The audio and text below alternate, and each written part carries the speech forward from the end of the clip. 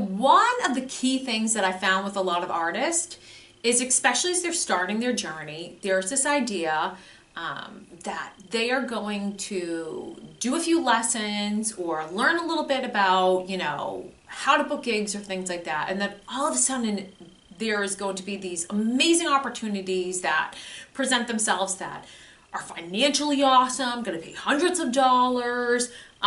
They're going to be in front of tons of people, and it's just going to be kind of like the perfect gig.